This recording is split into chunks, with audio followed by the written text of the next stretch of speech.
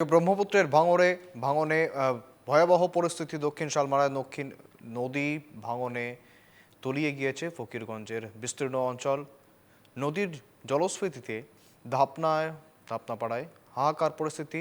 ভিটে ছেড়ে নিরাপদ আশ্রয়ের খোঁজে বাসিন্দারা। গত রাতের ভাঙনে তলিয়ে গিয়েছে এলাকার রাস্তাঘাট। জনপ্রতিনিধির বিরুদ্ধে ভাঙন সমস্যা সমাধানে গুরুত্ব না দেওয়ার অভিযোগ। আবারও জানাবো, কার্যত রীতিমতো ভয়ঙ্কর পরিস্থিতি নদী ভাঙনের।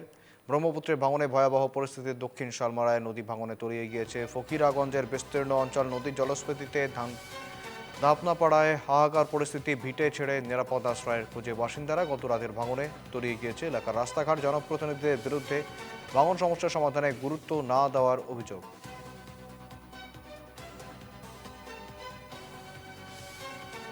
তাৰ মানে ক'বলগীয়া একো নাই, বহুত বেয়া লাগি আছে। আপোনালোকে 2 বছৰমান আগত আহিছিলে, দেখিছিলে ৱাহব বজাৰৰ আগত কিমান ঠাই আছিলে। আমাৰ বিদ্যালয়খন আগত আছিলে, তাৰ পৰা শিফটিং ইয়াতে কৰিছিলো। আকৌ ইয়াৰ পৰা আমি মইৰাকুছিলৈ লৈ গৈছো। 9 তাৰিখত ইলেকশ্যন হৈছিলে। বহুত MLA মন্ত্ৰী এইপিনে আহি কিন্তু আপোনাৰ কেম্পিং কৰিছিলে, কিন্তু তেতিয়া কিন্তু এজন MLA MPৰ মানে সময় হোৱা নাই এই নদীৰ এই কাষেদি ঘূৰি আপোনাৰ মানে এই নদীটো চোৱাৰ কাৰণে সময় নাছিলে।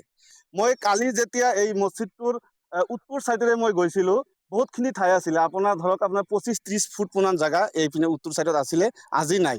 এনেকুৱা হ'ব পাৰে ৰাতিৰ ভিতৰত এই মছজিদটো বিলীন হৈ যাব পাৰে। এইটো বহুত পুৰাণা এখন মছজিদ হয়। আৰু সঙ্গে রয়েছেন প্রতিনিধি জাফর আলী, আরো বিস্তারিত জেনে নেব। জাফর, বর্তমানে কি পরিস্থিতি?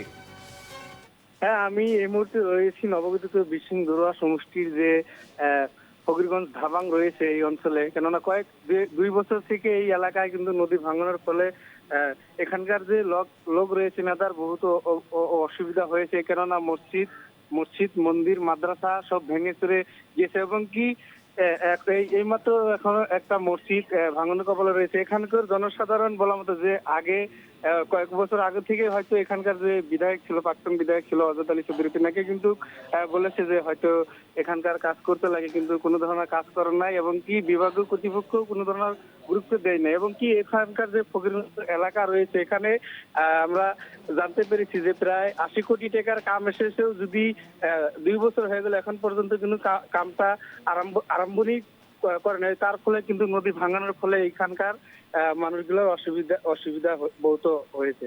একেবারে, অনেক ধন্যবাদ জাফর।